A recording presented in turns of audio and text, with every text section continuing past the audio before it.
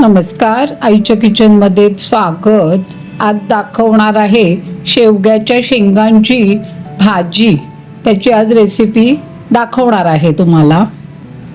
शेंगा सोलून छान अशा स्वच्छ करून घेतलेल्या आहेत, तर त्याची लगेचच आपण रेसिपी बघूया. शेवग्याच्या शेंगा छान वाफवून घेतलेल्या आहेत. आता आज त्याची भाजीची रेसिपी करायची आहे. बेसन, गूळ, कोकम, कांदा, एक मिरचीचा तुकडा, कढीपत्ता आणि नेहमीले लागणारं जे फोडणीचं साहित्य. तर आता आपण बघूया शेवग्याच्या शेंगांच्या भाजीची रेसिपी. तर कढई ठेवलंय, कढईत तेल घातलंय, गरम करत ठेवलेलं आहे. तर आपण फोडणी करून घ्यायची आहे. मोहरी, जिरं, हिंग, मिरची, कढीपत्त्याची पानं, हळद आणि आता हा कांदा चिरलेला आहे तो घालतीये. कांदा ऐच्छिक आहे, तुम्हाला आवडत असेल तर घालू शकता, नाही घातला तरी सुद्धा चालेल. आता हा छान कांदा थोडासा परतवून घ्यायचा आहे आपल्याला. आणि शेंगा वाफवून घेतल्या आहेत, त्यामुळे पटकन होणार ही भाजी.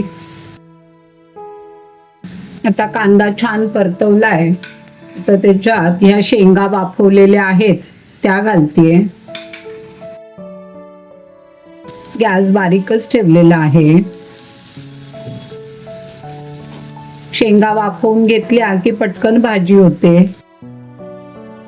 आणि आता हे थोडंसं पाणी घालणार आहे.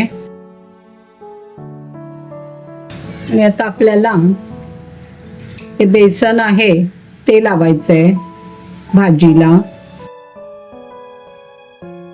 बेसन असं भरपूर लावायचं, शेंगा छान कोट झाल्या पाहिजेत शेंगांना.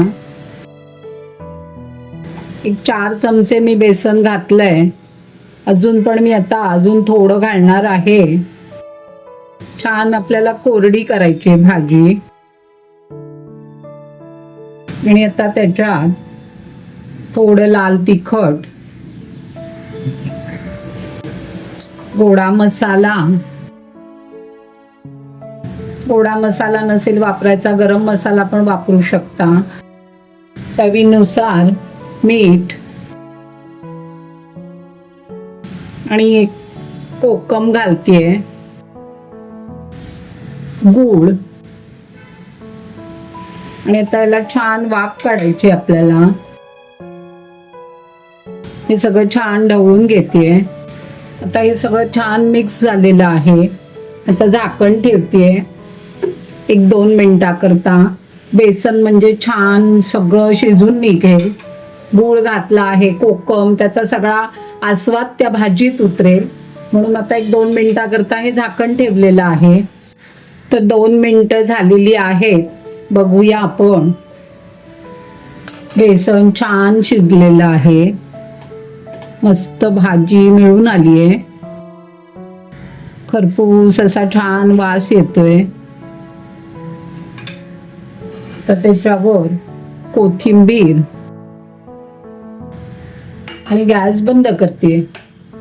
आपली भाजी तयार झालेली आहे. शेवग्याच्या शेंगांची भाजी तयार आहे. आस्वाद घ्या, लाईक करा, शेअर करा आणि कॉमेंट्स करा.